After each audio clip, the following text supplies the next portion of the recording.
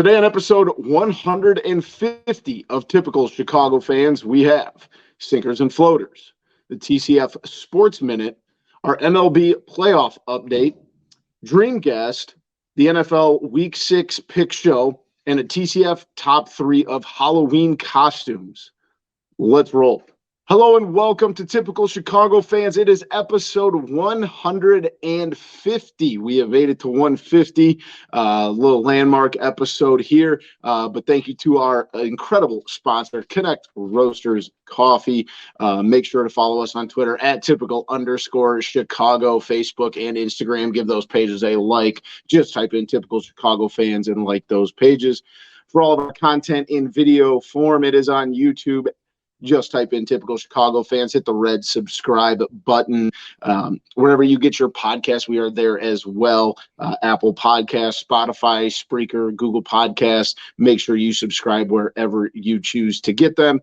You can find me on Twitter at BoomyTCF. And, of course, the gentleman that I'm joined with tonight, we have Zach at ZLiliaTCF. And Maddie at schools_01. Boys, we were talking before the show. It's about that time we got to keep the heat going on here pretty regularly, waking up and it's like 39, 40 degrees. True definition of fall right here. Yeah, first of all, it makes it very hard to get up in the morning. Especially with it getting dark so early. You just feel the cold around 4 or 5, like even more.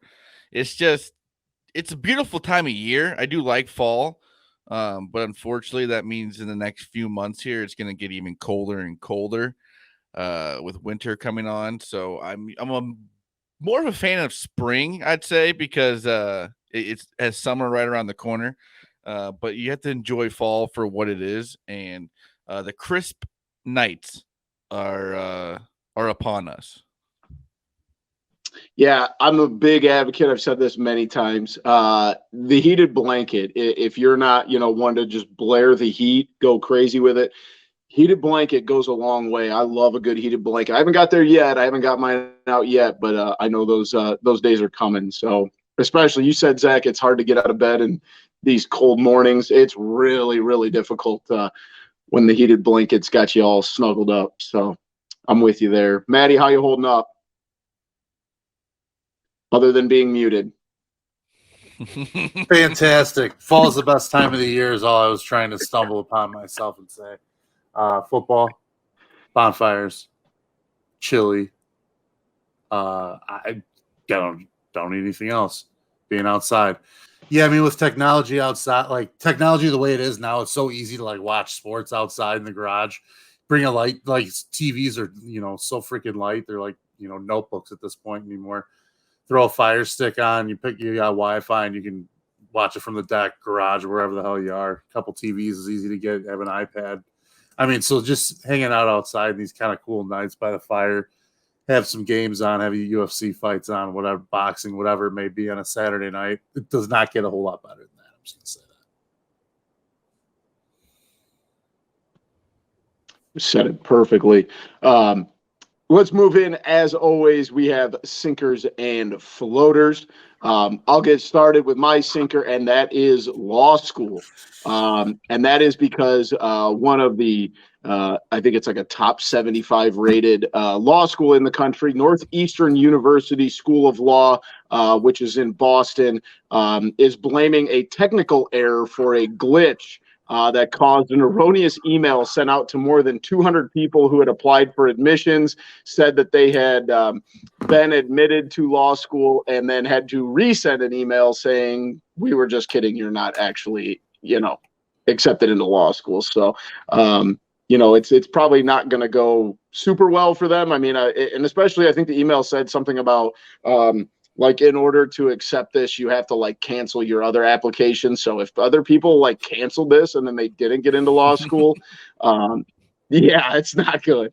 I'm sorry. It says here, it sent it to 200 people who had applied for admissions starting next fall, as well as nearly 4,000 former applicants. some of whom were already enrolled in law school. So I know they were ranked like 73rd in the nation in law school, but I feel like this is going to take them down a notch. Like, you can't be doing that as a law school. They've got to know the legality behind that. I mean, it's like, what are you doing? I think basic organization skills is like kind of a key aspect of being an attorney. So I think law school kind of failed them there. Yeah, you're definitely dropping from like, just get that and be like, yeah, I'm going to law school. And then that's the thing too at Northeastern. There's a shit ton of competition around there. Obviously, there's college, like great schools everywhere in Boston, surrounding areas. So you're gonna take a hit for sure. For sure. So if you think you got into Northeastern law school here recently, double check your emails. Could you imagine if you think you didn't though, and then you get the one that says that you're in? Like, yeah. Imagine the reverse side. How you go from being like, thinking you're some dipshit, and all of a sudden you got into law school at Northeastern. So, but you didn't really anyway. Yeah. There's a silver lining to everything. That would be tough though. My sinker is Cardinals fans, boys. You can't leave a game like that when it means that much. I don't know. You have Cardinals fans / their team is my sinker because they blew it at home. They blew a lead in the first game. You're going to let Yachty and Albert Pujols go out that way, and then the fans are leaving. I understand you're down 4 or 5 runs, but it's the playoffs. You can't leave early for a game like that. You still have a chance. Not to mention you could get in the door for $6 in game 1. Oh yeah, that's unbelievable. $6 on ESPN.com right before the game is what the link said next to the the little score tracker. That's insane. Mm-hmm. I heard. Well, I think the same thing was going on with Atlanta too. Yeah, but this is the best fans in the world. That's what they say. So. That's what they say. But that wild card series was tough look for them. I know you're not getting into Wrigley on a Friday afternoon at, for $6. So that's all I'm going to say. Not if it's a wild card game. Not if it's a regular season anymore. Even this year, as bad as they're fucking jammed. It was ridiculous. Yeah. Still got pretty low, the ticket prices, I would have to say. Which is good because it reflects what the season kind of went on. Wrigley Field will be packed again, but you'll never really see $7 tickets, especially for a game that means that much. Yeah. Well, my sinker, I went to the grocery store tonight, and I can't even believe it.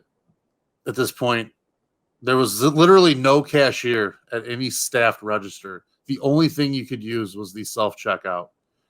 There were two people manning. Going that way. It's definitely going that way. There were two people manning.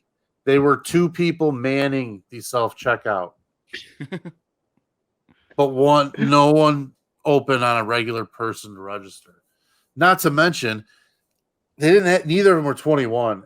And in the town where I live, I think it's a code that you cannot scan the liquor if you're not 21. You can't physically. That's in the state of Illinois. Okay, there you go. State of Illinois. So they had to call somebody over, and lo and behold, anybody over the age of 21 is not anywhere near the front of the register at 8:00 on a Tuesday night at fucking grocery store. So yeah, I had to wait a couple extra minutes for someone to come up there, and not on top of that, I had to bag my own shit, scan my own shit. What are we doing? What? And like you said, I think I mentioned last week, my sinker was Elon Musk with the robot butler. I'm in on robot butlers, out on robot cashiers. This is too much. If you're gonna make me scan, you gotta give me a robot bagger. Robot bagger is the only trade-off. That's the only fair compromise. Or the only deal we'll make. Yeah, or pay me a going rate for the time throughout the year that I spend scanning and bagging my groceries. I don't hate where you're going with that at all. I like that. Yeah, because the self-checkout is not bad if you have a few things. But if you're getting a bunch of groceries, that's got to be so annoying. Yeah. Well, plus if you get booze, then you're waiting anyway. So usually that's I typically, if I only have a couple things, I don't mind going there just because you get in and out. It's quicker.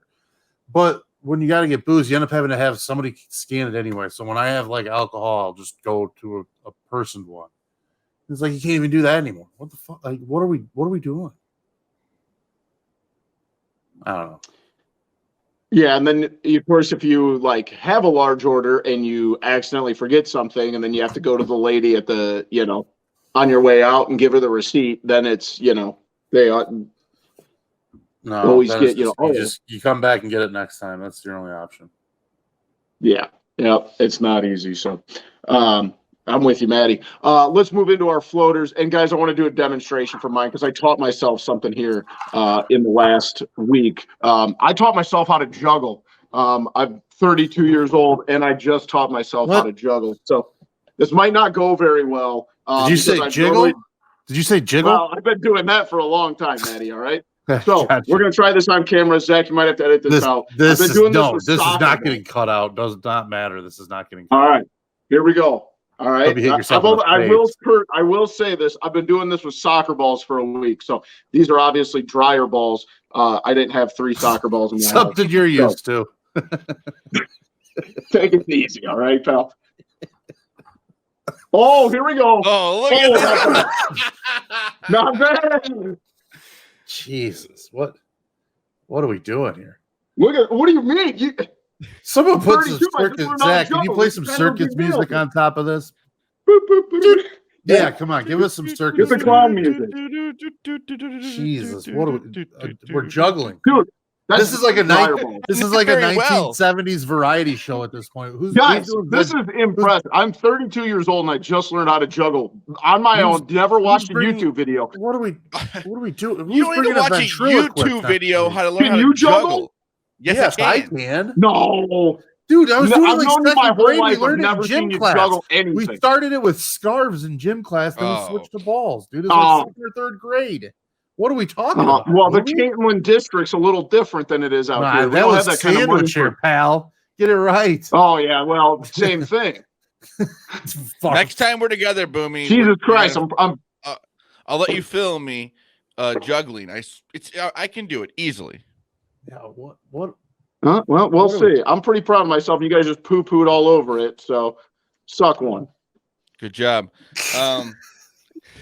My floater is playoff baseball, boys. This is beautiful thing. The way the crowd gets into it. I think it goes MLB, NHL. I think in my eyes, but it could go either way. Because just the energy from the crowd, and they're always in it, and one home run, the way the home run can it's just I would love to just be in the Major League Baseball and just hit one home run. Just that feeling to run around the bases. Let's not kid ourselves. Postseason anything is it's awesome. Oh yeah.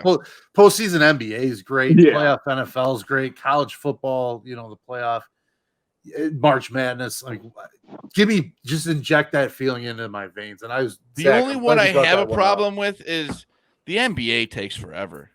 NBA takes forever, but the first couple of rounds when the teams are a little bit more even, there's some great series. You see some of those 7 games. I'd have to say that's a good. Remember good thing, the bubble with the Nuggets Jazz series in the bubble? That one was awesome. That's a good thing to bring up because I think the first round of every playoff is the best because today baseball starts at noon and we have it until 9 o'clock because there's so many games going on. The first round of anything because there's so many different series going on.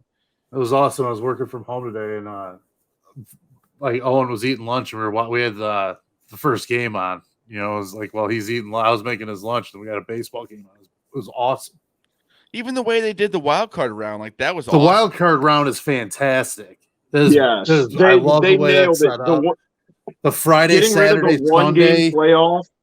Yeah, Friday, Saturday, Sunday. It's plays out perfect like a normal series. Let them dog it out for 3 more days and let's go. I like that a lot. Yes. I was going to add that. I think we can get more into. Oh, sorry. Nope, you're good. I think they perfected that. I mean, I know we've talked about it a million times. We'll talk about it later. The 1-game playoff, not that great. But this was perfect.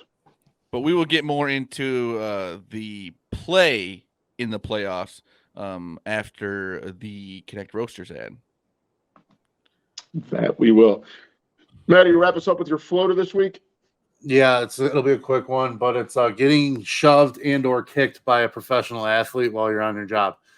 Awesome way to get like a huge paycheck. Devontae Adams shoved that cameraman on his way out. Wild. What a first way. of all, Matty, he figured that out in Green Bay. Like that's what they do. Enough. That's a standard Packers Tuesday. got rid of him at the right time. Standard Tuesday. The way he just stood there and looked at him and then kept walking, it's like you could at least helped him up, like to try and help yourself. Hey, he never did this when he was on the Packers. Shows you what Las Vegas does to people. But you look at that. It's a Derek Carr effect. That's true. You look at this guy. You look at like the guy Rodman kicked, like big time lawsuits, big time paydays. Probably never have to work again. Take a kick, take a shove, whatever you got to do, man. Never have to work. That's not a bad thing. I'll take that trade. But the one with Dennis Rodman was a fan, right?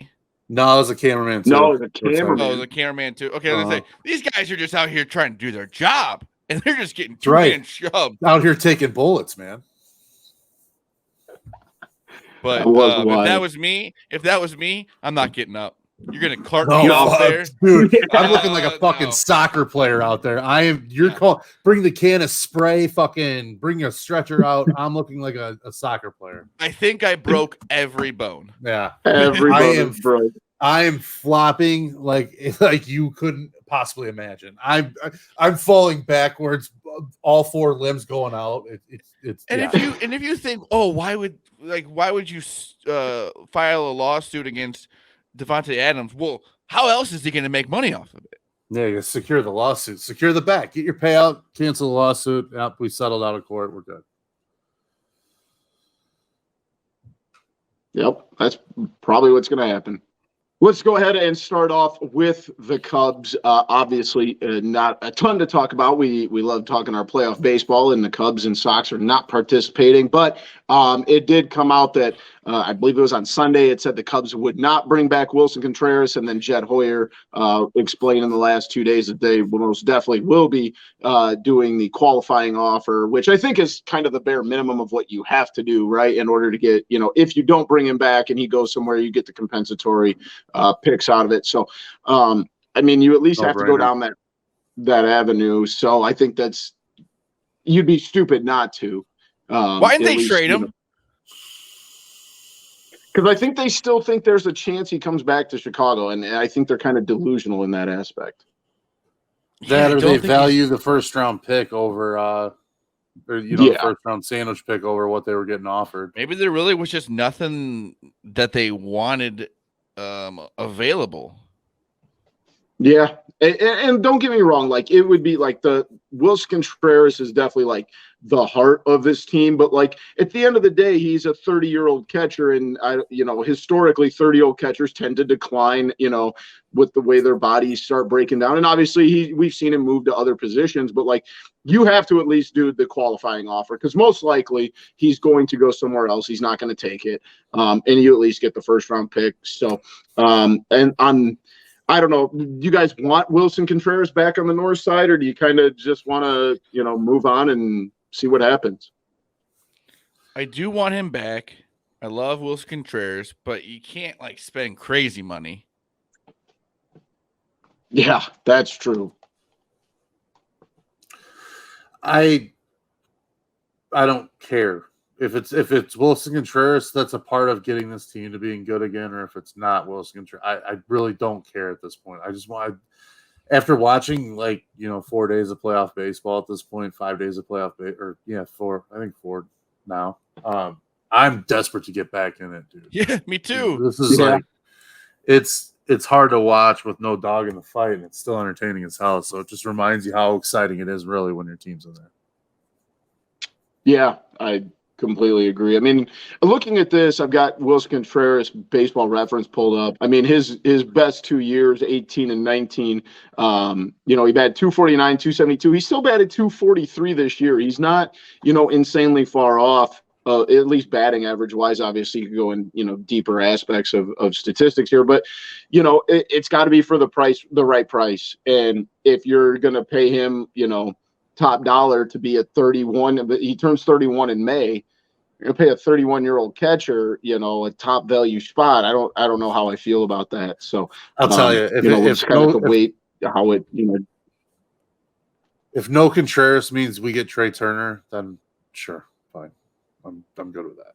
Oh yeah, sign me up. Sign me up on that one. On the other side of town, another big name going into free agency here. It appears that the White Sox will be moving on from Jose Abreu and letting him depart from the team. Right decision, wrong decision? Where do you guys sit on this with letting Abreu move? I think it's almost like the same thing with Contreras. I mean, he's getting older. It's 35. You as much have as anything, young guys. you got to let Andrew Vaughn play. Well, you have young guys who can play that position. Yeah. And you kind of saw this year. He made contact well, but his power just wasn't really there this year. I think he's still going to be a good first baseman, DH for somebody. But this team just has other players who can fill that spot, who are younger, and they want to see what they got. I think a perfect fit for him is the Mets. They need a DH. He's a perfect fit. Like he can bet, he can spell Pete Alonso on certain, so you're not losing anything like on when you got to give Alonso a rest day here and there. I think he's a good fit there. I think the White Sox have the natural fill with Andrew Vaughn. They've got to get him. He's a good athlete. He's got to play first every day. It's the best. It's the easiest way to set that lineup up the rest of the way. But they've got to use that money and then get a corner outfielder, man, because they need somebody in right. Like I don't know what they're going to do. They've got to spend and they've got to do something because the pieces are there and the hunger is there. As much as I would really enjoy seeing that team fail because it's just an enjoyable car wreck to watch. They're right there. So if they make the right couple moves, they're going to be a force to be reckoned with. So. For sure. You saying that, Zach, about the diminishing in power, you take out the 2020 season, that was only 60 games. This was by far his least powerful year. He had 15 home runs this year. And if you remove 2020, his next lowest was 22 in 2018 and only 75 RBIs. Granted, he still batted 304 with a 378 on base percentage this year. But like we said, when this season starts in 2023, he's going to be 36 years old. I mean, you got to, move on from guys when it's time, and it's probably time for the White Sox. And when you do have a guy like Vaughn who can be in the lineup every day, that helps out a lot. So let's go ahead and jump into the Bears. Sitting at 2-3, hell of a comeback on Sunday up in Minnesota. Looked dead there in the first half, and the Vikings just let them back in, and they were right there. How are you guys feeling right now? 2-3, not great, but you're not that far off. We got robbed of seeing what Justin Fields could do in like a 2-minute drill because of that fumble. We could have had a chance to see what he could do in a no huddle situation. Keep it moving down the field. But unfortunately, we had a wide receiver that thought he should go just a little bit more upfield instead of going out of bounds and fumbles the ball, just pretty much stripped right out of his hand. And that was a tough way to lose a game where you had a great comeback. Justin Fields looked like he played very well.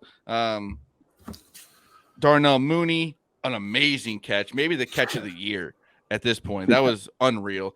And for Justin Fields to put it in that exact spot too makes you feel good. David Montgomery being back. But man, this defense, they looked a little silly for a little bit of this game. I mean, I think Kirk Cousins started off 15 for 15. I mean, Justin Jefferson's going to cook anyone, but man, he was unstoppable. Finally, in the second half, they started to, even though they started to stop them. But they had Jalen Jones, who for the longest time, I was listening on the radio. It's not Jalen Johnson. I was very confused there for a second. Unfortunately, Jalen Johnson, I think he's supposed to be back soon. He did not play on Sunday, which would have helped a lot. But quick turnaround of Thursday against the Commanders.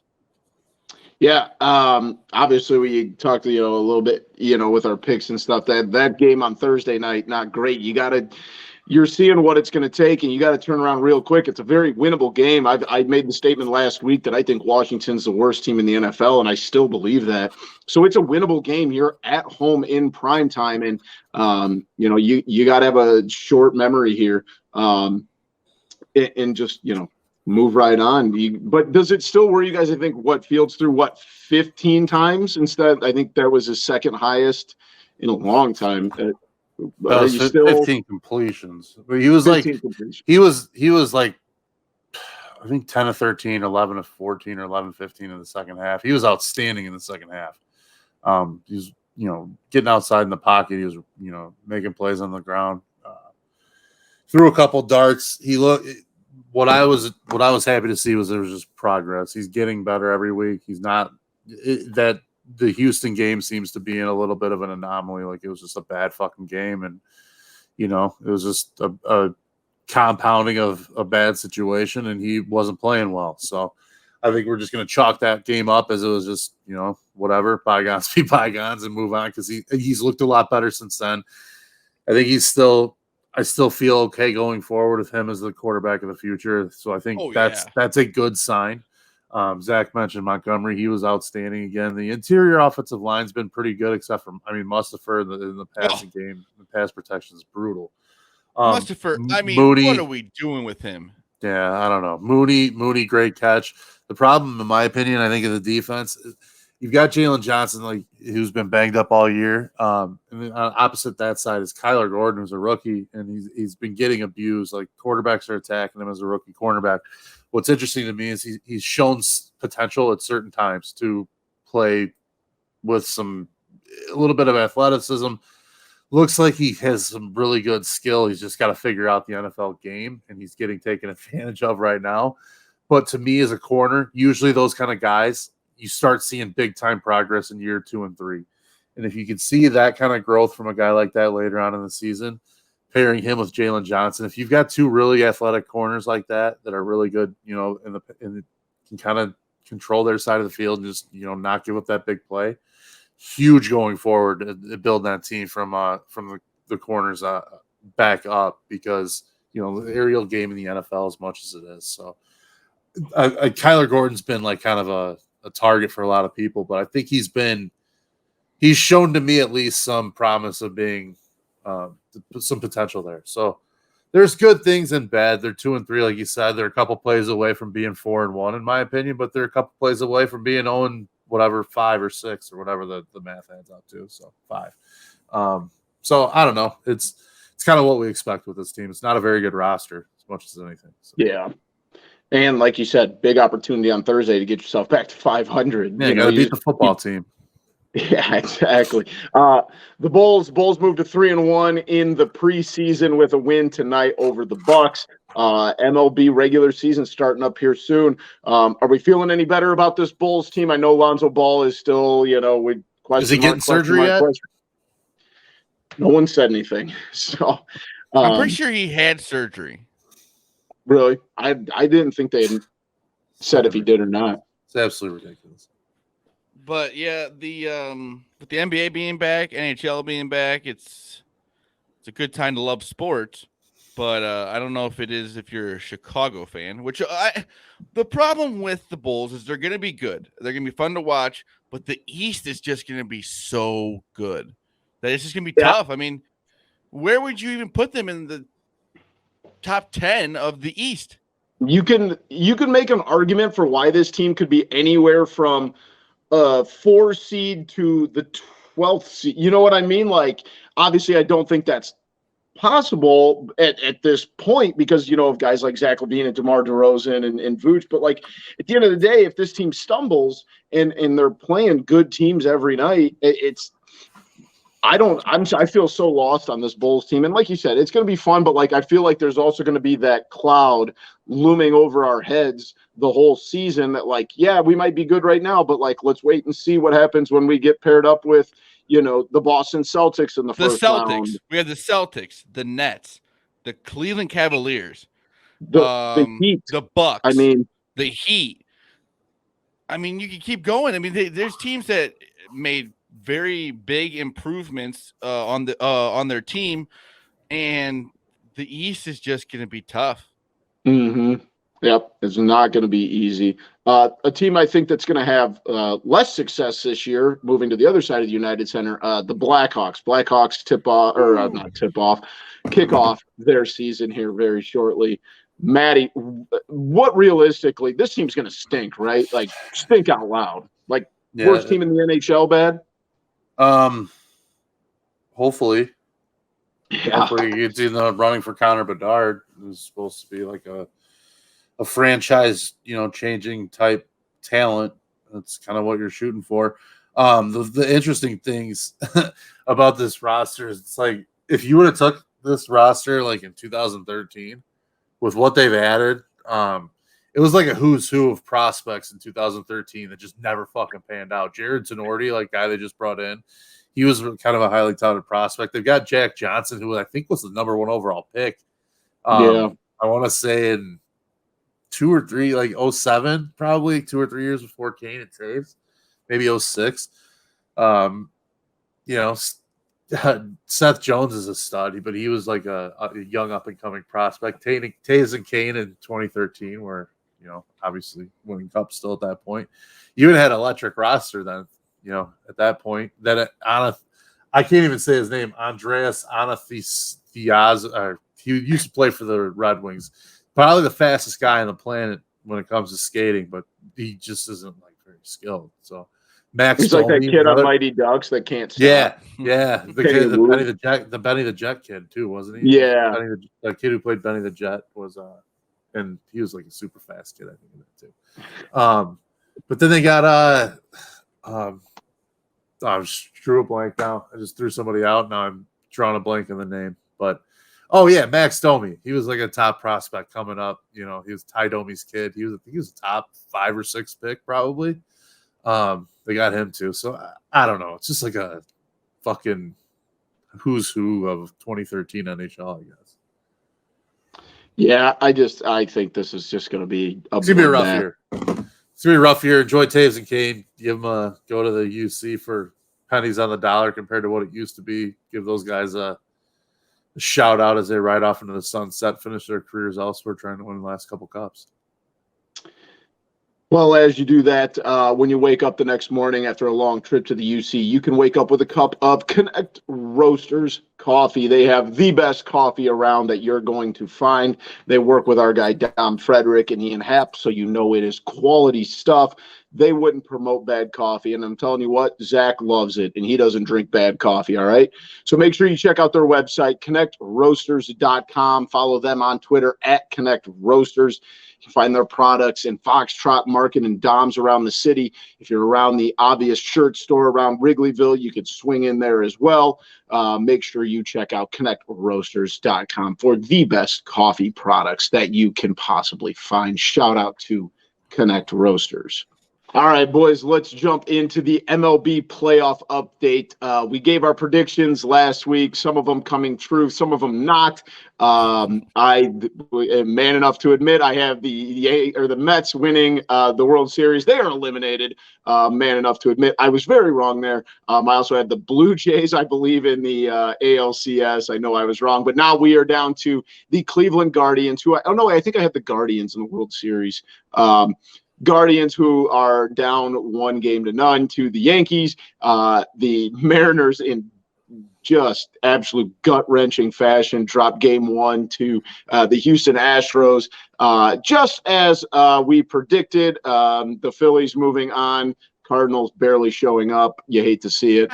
And then the Padres taking out the Mets. I want to talk real quick. We talked about it earlier, though, guys. I don't know if they can get the playoffs any better than the way they are with the 3-game series at the home higher seed. That I mean, I've said this a million times. The 1-game playoff was stupid. It worked in the Cubs' favor in a couple years, and it didn't work in other years. But like, it doesn't really give you a true judgment of who the better team is. A 3-game series, best 2 out of 3. I really like this. I think there's no reason to change it going forward. What do you guys think? No, I think it has to stay this way. Especially the first round, like you said, baseball starts at 11 or 12, go until midnight or so. It's awesome. Like I said, I love the first round of any playoff because there's so many games. But yeah, the playoffs, baseball playoffs are so much fun. Maddie, you a fan? Very much so. I really like the way they did the first round. Now the wild card playoff. I think the way that played out Friday through Sunday is like the natural feel to a baseball series. You know, the 3-game series or whatever. I don't like the start on Monday with all 4 games, and then 2 games are off on Tuesday. Tuesday and Wednesday. Excuse me. It's 4 games on Tuesday, 2 on Wednesday.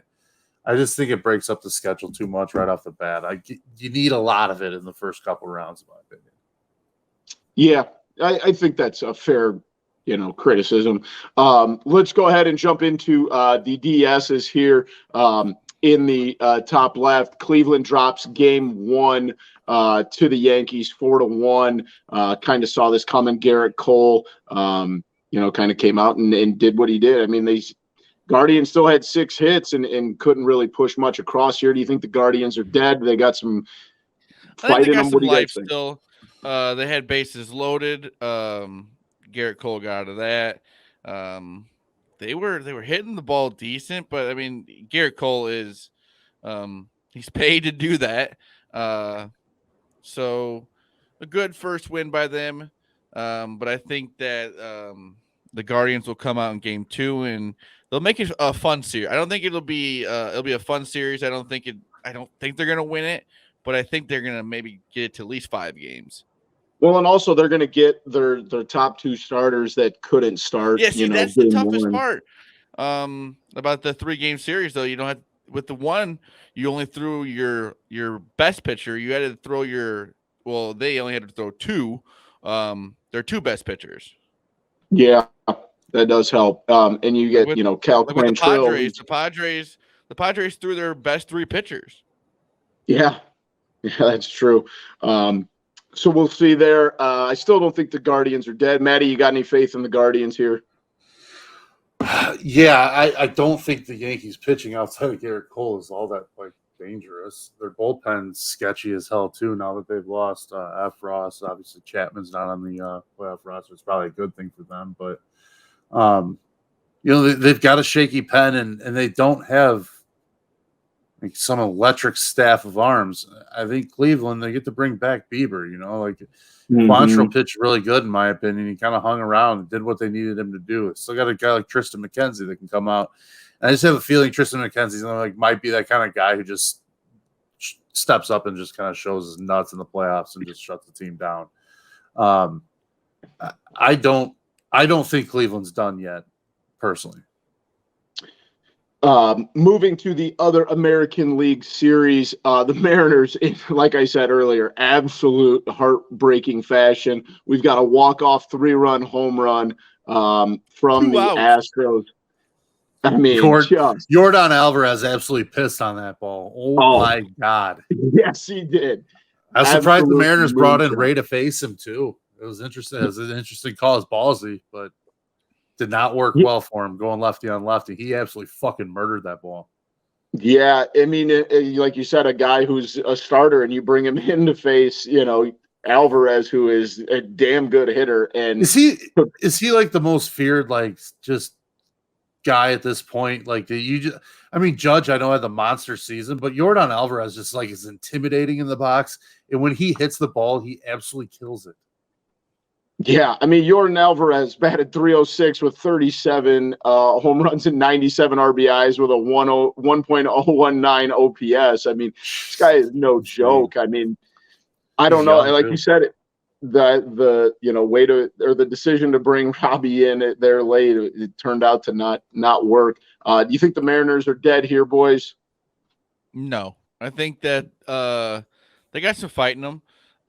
It'll be a fun series, I think. Like I said, absolutely horrible way to start, but like they said, they had to throw their best two pitchers, so hopefully they get their pitchers back and see what they can do here in game 2. I would love for them to. I was so excited for them to win this game. I do not like the Astros, so that was very disappointing. But I mean, if you're a fan, no better way to win a game than 2 outs, down 2, and they hit a walk-off home run. That is insane. 2 strikes too. I also think there's something to be said. Like, this Mariners team is like almost like just young and dumb, right? Like they don't know. Like, they Almost got their like, hearts ripped out. I'd say they're like a 2015 Cubs. I'm not saying they're going to win the World Series next year, but they're just out there. Wouldn't rule it out. But you know what I mean? They're out there and they got nothing to lose. Yep. They have like 4 elite pitchers. So I don't think they're ever dead in a series personally. Houston, though, they're battle tested. They've all those guys have been there and done it before. So it's not like they're going to be an easy out. I think at this point, I took Seattle when we talked last week. I'm going to stick with them to win the series. I don't feel great about it just because, like, you saw that battle tested mentality today. I don't think Cleveland necessarily has to deal with the Yankees yet. The Yankees aren't there. They haven't done it yet. Yeah, that is true. Moving to the National League, the first game of the day, we saw the Phillies take down the defending champs 7-6. Got real interesting there in the bottom of the ninth.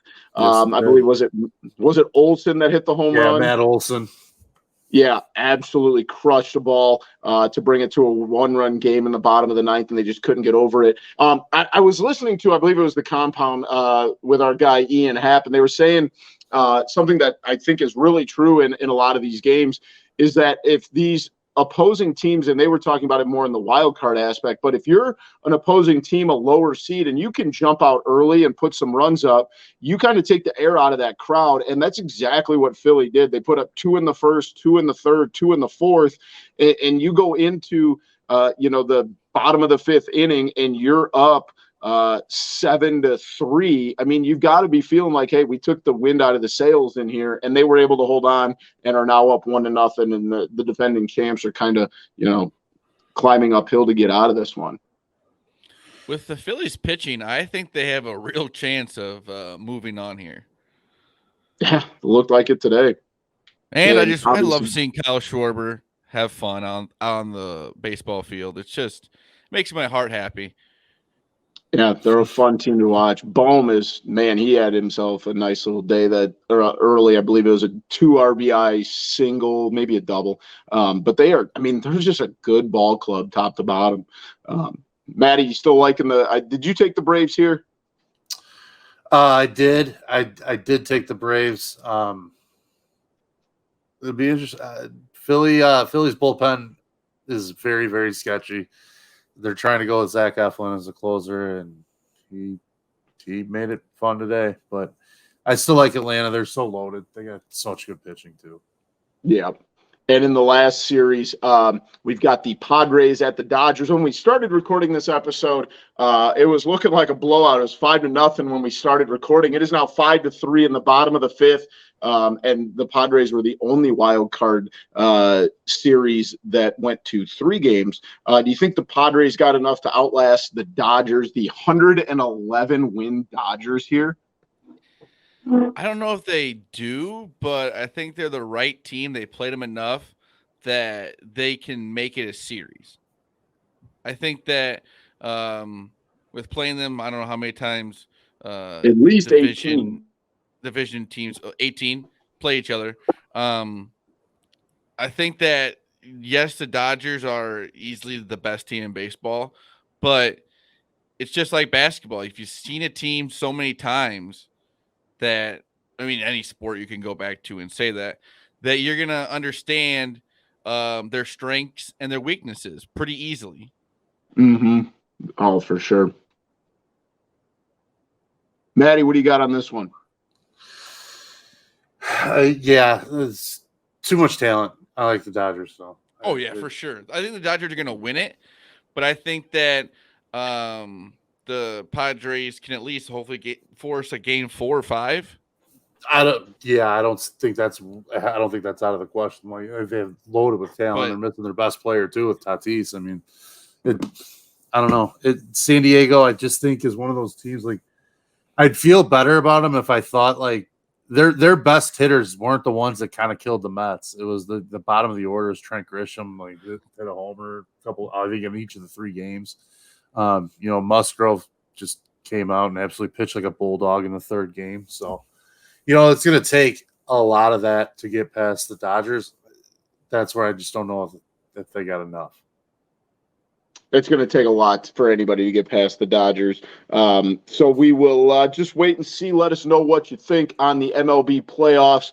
And like we said earlier, you just hate to see the Cardinals bounce the way they did. But let's go ahead and move on to our next segment here. And as we said at the top of the show, this is episode 150. And to celebrate that, we're each going to give 3 guests that we would love to have on somewhere between 150 and 250. Some of these are probably going to be unattainable. Does anybody have a list of 3 people they want to have on? We're not going to do it like a snake draft, but just some guests that we like or maybe, want to have on here in the next 100 episodes. I will go first. I'd like to have Kyle Schwarber on. Love him to death. Just hear about his 2016 season. Joakim Noah. I mean, that would be unreal. Good one. Yeah, awesome. You took that one. And Dennis Rodman, just unfiltered. You get to, maybe we'd have to filter it, but I don't know. I think it'd be an interesting interview. That's like my wild card would be Dennis Rodman. I like that. I like that a lot. I kind of went with more of like a throwback guys that I liked a lot. So I'm going to go with my favorite Cub of all time. That's Mark Grace. Obviously, there's some controversy about some things that he has said and done. I would love to talk to Mark Grace. He's you have to biggest... also filter that one too. Yeah. That's for sure.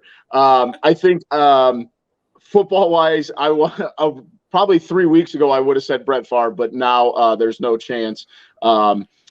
So I will go with probably my other favorite Packer, and I would go with Donald Driver. He was probably my favorite Packer growing up. And then I was going to say Joakim Noah. You kind of put me on the spot here, Zach. Brian Scalabrine. I think he's just very entertaining. Yeah. And awesome. Some of the stories he's told, like I remember the one story that like made me fall in love with this guy. He said that he knows he came off the bench very rarely for the Boston Celtics, but in 10 years, he's going to tell his kids that he started. And in 25 years, he's going to tell his grandkids that he was NBA Finals MVP. So I think he would be entertaining as all hell. I love that. I just want to have one qualifier. Are we assuming that they're going to be very like open, honest? Like, yes. So it's going to be able to ask the questions that I want to ask. Yes. Okay. That's your assumption. All right. So first off, then I want to go Barry Bonds.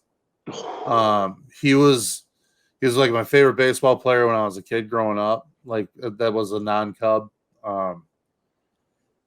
I love the swag, and then obviously, when he just went banana land in the early 2000s. So, I remember his career when he was with the Pirates, when he went, when as a free agent in '93 to the Giants, took them to 100+ wins, lost in a thrilling series against the Braves. So, saw a lot of Barry Bonds' career. So, I'd like to hear a lot from him personally. That's a good one. Another one, somebody in the podcast business, I just like Big Cat. I think he'd be phenomenal from a storytelling perspective to be able to just give like shit that he's seen in the business, like the off the record conversations that he's had with people, things like that. I think he'd be a good storyteller from that regard.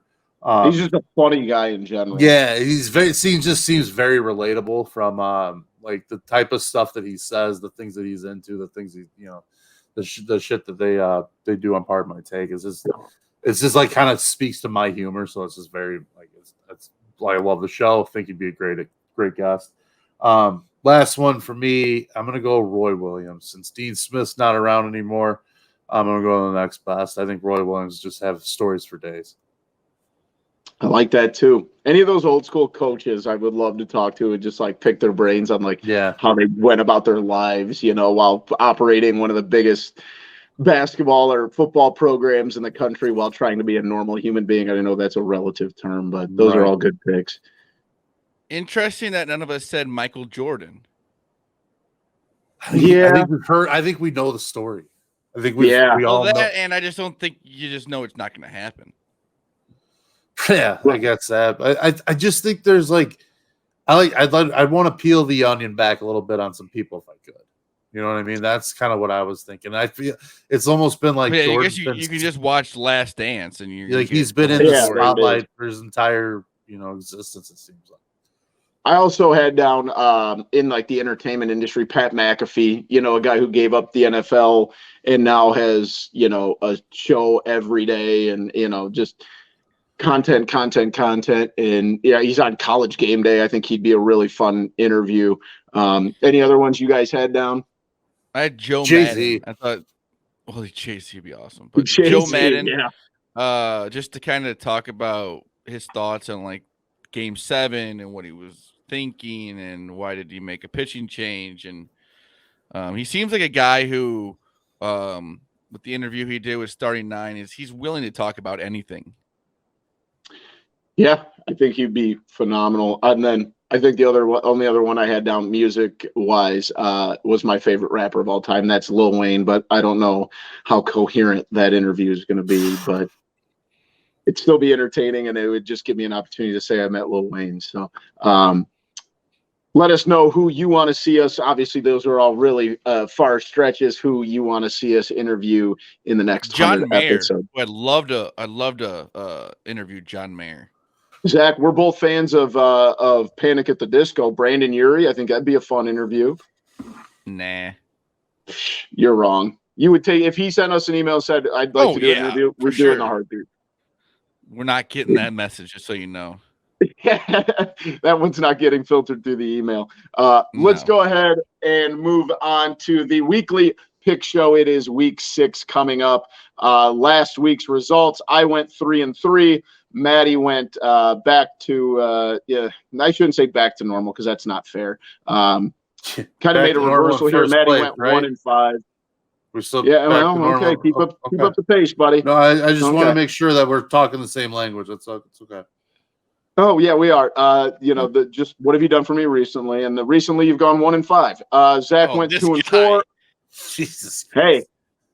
And somehow I don't know how this happened, but Pigway went 6-0. And then so overall standings, Matt is barely in first place now. He is at 18-12. Me and Pigway are tied at 16-14. And Zach is now in last place at 12-17-1. Been tough for your boy. It has been a rough guy over here, Maddie. This guy. He's just got comments for days, doesn't he? This is wild. He got something to say. Oh, God, not normal. I'm gonna go first for the noon games because Boomy is just he's in control of the spreadsheet, even though we all can do it. But then he's just bringing down other people. Yeah, that's what he does. You're the only guy who I attempted to be screwed with. What? People came at me today. He put the wrong record in and had to fix it because he gave me another loss that I didn't have. So I had to point out to him that he most indeed did have wrong, that I had the Raiders last night or Monday night, and he had me down at 2-4. Nope. That's come at the awful. King. You best not miss. The King. Oh, give me a break. There we go. 2 in a row. Heard it all now. Yeah, because we finally got control of the spreadsheet, so now we know you can't. Not true. Cheat. You had control of the spreadsheet last year, so no, I don't think we did. We didn't know how. Yes, you did. Noon, Jacksonville +2.5 at Indianapolis. I think the Colts may be one of the worst teams in the NFL. They're very unpredictable. And the Giants +5 at home against the Ravens. I think this Giants team is pretty good. And +5 at home, I will take that. I like both of those picks, Zach. Matt, you got yours? Yeah, I'm actually against Zach in one. I got Indy -2. I think if Jonathan Taylor's back is kind of what I'm banking on. Jacksonville, I think they did not do any favors for me last week the way they played. You got to earn me back a little bit. I was kind of starting to pump the Jacksonville train. I think in the beginning of the season, I picked their win total for an over for our pick show. They hurt Maddie. Felt Yes, really good did. about that, and that was a piss poor showing against the Texans, and so I'm gonna go with Indy in that one. I'm also gonna take another team that lost last week. It's another favorite, Cincy -2 after the Baltimore loss. It's kind of a bounce back spot for them. I like that one as well, Maddie. Let's see. Who do I have here? I have the Patriots +3. I believe they are at. They're in Cleveland. I don't think this Cleveland team is good. And also, like, Jacoby Brissett is just good enough to, keep games close and not be able to close them out. And I don't bet against Bill Belichick. I think they're going to win this game outright. And then I will also take who I think is one of the hottest teams in the NFL, going to a team that is starting to get a little bit of love that I still don't believe it. I'm taking the 49ers -5.5 at Atlanta. Atlanta's playing better, but I think the 49ers are it might be recency bias the way they embarrassed the Rams last Monday. But they're tough, and I like this 49ers team. You want to go to the afternoon game, Zach? Yeah, I have Seattle +2.5 at home against the Cardinals. The Cardinals just not very good. And Seattle, Geno Smith's got something going there. And then the Chiefs +2.5 at home against the Bills. I'm not going to say that. I mean, I just can't take the Chiefs at home. If I see the Chiefs plus money at home, got to take it. All right, I got it at +3, so I'll give it to you at that. I also had the Chiefs +3, and I am absolutely done with the St. Louis Rams. Matt Rule got fired. I'll take the Panthers +10.5. The Rams stink. I bet on the Rams, I think, every year or every week this year, and I feel like I haven't won a single bet. So you got to be kidding me! He's getting $40 million to just go away. Whoa. Jeez Louise. Sign me up. Yeah. Matt, you got the Chiefs? I have the Chiefs and I have the Panthers. And the Panthers, I call close your eyes, grab your junk, and pray for the win, because that's all you're doing with a dog shit team like that. But, you get the interim coach to kick back the hope to get the little boost from that. And like you said, I think the Rams suck.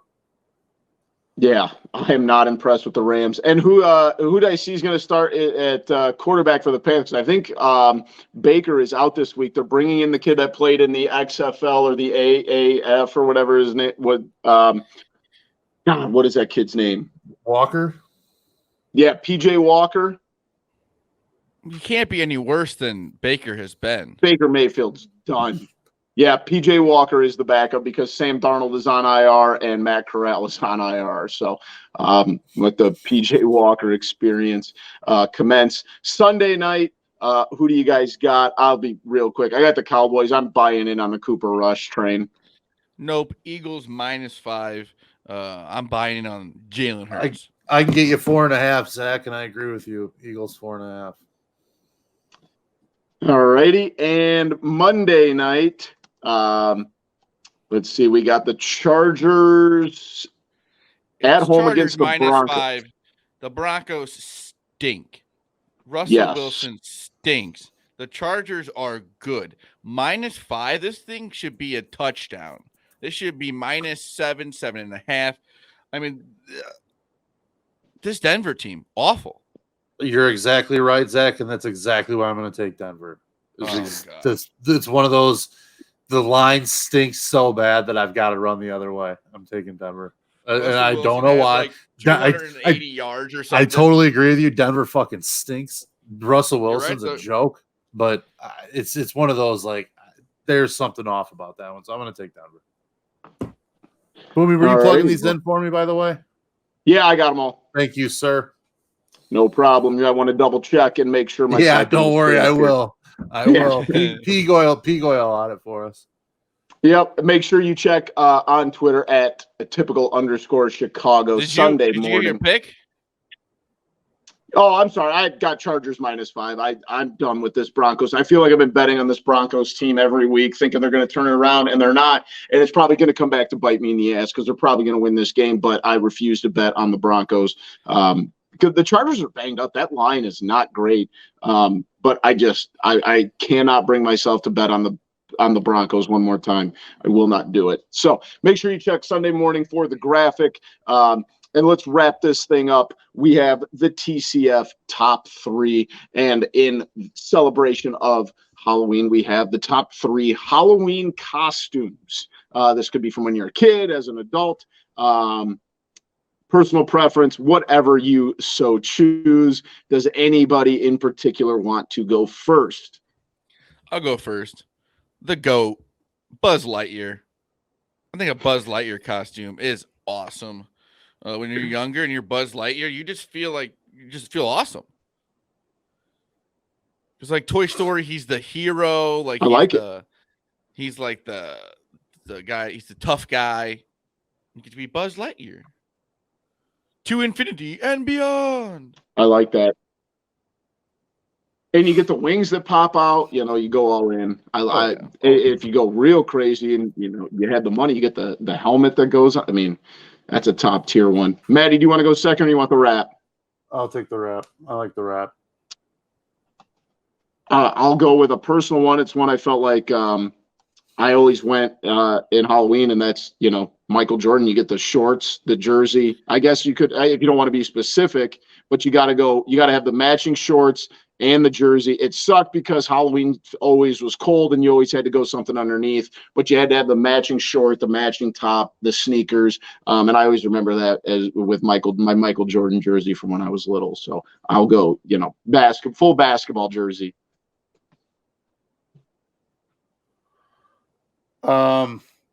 Billy Mays. Billy Mays was a great costume. It was a very simple one. I'm going to go to one that I liked myself. That was my favorite one of myself that I did. Khakis, blue dress shirt, beard, little white powder under the nose, and carry a box of OxyClean and your Billy Mays. So I'm going to go with him for my first rounder. Second rounder, I'm going to go Macho Man. I think anytime you see any kind of old school wrestlers, great. Hogan's always good. Ultimate Warrior's great, but I'm going to go Macho Man as the numero uno choice. That's a good choice. Back to your first round one, Maddie. I always respected it, but as a guy who can't grow a beard, even with Macho Man, I mean, either one, anything that involves a beard, I always had to stray away from because obviously I couldn't pull it off. Vaseline and coffee grounds. Well, where were you 2 years ago? Probably doing the show with you, dingus. Yeah, that's fair. Well, could have used the advice back then, buddy. I'll be honest, I don't dress up for Halloween a ton. So my picks are slim. That scared the hell out of me. My water softener dispersed all the salt, and we're talking about Halloween. It spooked me out a little bit here. Sounds like your ass dispersed a lot of poop in your pants too. No, unfortunately that was not me. Wow, thrown off here. I'm gonna go with my favorite one I've had as an adult, and I dressed up as Bob from Bob's Burgers. Very easy. Went with the gray pants. I got an apron. I bought a fake mustache and just carried a spatula around the whole time. So I'll go Bob from Bob's Burgers. So I had professional athlete, but you took Michael Jordan. I would just say, you just put it on any jersey of any type, and you just be like, yeah, that's kind of what I was going with, though. But you got to have the full kit. If you're gonna go baseball player, you got to have baseball pants and a jersey and a hat. So I can go something else. Cowboy. Ooh, that's easy. Get some cowboy boots, some jeans, like a flannel shirt, a cowboy hat, you're a cowboy. I like that one. I can't really go wrong there. Let's see what my last one should be. A ref. Oh yeah.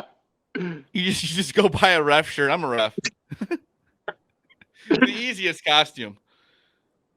I know this one, my last round pick. I know you probably have to go out and actually like buy one here, but like it feels like every year, no matter if there's a new movie out, but it's Batman. You get the mask. I mean, it doesn't matter which rendition of it. There's always a Batman at every. My nephew is going to be Batman this year, and you get to talk in the goofy voice, you know. and his brother's going to be the Joker. That's awesome. Yeah, everybody knows someone that's been Batman for Halloween. I like the Maddie, Batman and Joker. Yeah, I like the Batman and Joker combo. I was trying to find the picture to send you, Zach, but it's not coming through. Oh, there it is. Let's see if we can maybe pop this in somehow. But a couple of years ago, I'm going to give you my kid's favorite, my favorite costume that my kid was, and it was Jimmy Dugan from League of Their Own. Yeah, the whole Peaches uniform. That one was an absolute electric costume. Here we made a little rolling dugout too with his wagon. So we built we took like this wrapping paper. It was brick colored like wrapping paper. It looked like a brick wall. Put a cardboard box around his wagon and had like the brick dugout that we were rolling him down the street in. So I just sent you a couple pictures there, Zach. I don't know if we can pop those in there so people can see, but that was a good one. Second. I almost got it. He does not look happy. Are there any ones we're forgetting here while Zach looks for these? I mean, there's got to be some easy ones that we're forgetting here. For women, my wife was Rosie the Riveter. I thought that one's creative. That was a good costume a couple of years ago that she did. There's one, and there's another one. The second one coming is the one with the dugout too. Did you give him an empty beer can to walk around with, like Jimmy? No, he was carrying a baseball that did say "Avoid the clap, Jimmy Dugan." Though. That's good parenting right there. Yeah. You guys can tell me if this is a bad one. I have a Mark Pryor Cubs jersey. And so one year I wore that and baseball pants, but my brother had his shoulder repaired. So I wore the like sling that the arm goes in because he had surgery. I made sure they added that in. Was that not very tasteful of me? I'd say not very tasteful at all. No, especially for my favorite Cub. I don't like that. I thought it was funny at the time. Last year, another one. This is the one I went out and actually like bought stuff off Amazon. One of my favorite movies of all time. I dressed up as Hubie from Hubie Halloween. I bought the orange helmet. It's right over there. Where's the other one? Screen. Yeah, there's the one with the dugout. Plus, you can see the Rockford Peaches logo. It was a good costume. I like that one. That's good parenting, folks. Yeah, I love it. Yeah, last year was the only time I've like gone on Amazon. I bought like a red thermos and a green bomber jacket and a bad mustache, and I wore that. Amazon has made Halloween costumes pretty awesome lately. I'm a very big fan of Halloween. I like Halloween. So. Any other ones, Zach, that we're forgetting here? No. Maddie? I always wanted to be Johnny Lawrence from Karate Kid, the Cobra Kai. I always thought that one was good. Where's Waldo's a good one. Yeah. Was this a costume? Yeah, it's my Hubie Halloween costume. Have you guys seen the movie? No. It's unbelievable. Arguably one of Adam Sandler's funniest movies. So to us, the helmet means nothing. Well, you're missing out. If you've seen the movie, you know what I'm talking about. This thing cost me way too much money, and I've literally worn it once, but it's pretty sweet. Might just start wearing it more often on the show. That was episode 150. We thank you for joining us. Make sure that you follow us on Twitter at typical_Chicago. Make sure you check out our favorite sponsor, Connect Roasters Coffee at connectroasters.com and on Twitter at Connect Roasters. You can find us on Facebook and Instagram. Head over to YouTube for all of our content in video form. Wherever you get your podcast, make sure you subscribe there. Tell a friend. to tell a friend, send it to as many people as you know. You can find me on Twitter at BoomyTCF right down there. Zach at ZLiliaTCF, and of course, Maddie at schools_01. We appreciate you and your support through all these episodes. That was episode 150 of Typical Chicago Fans. We love you all. Peace.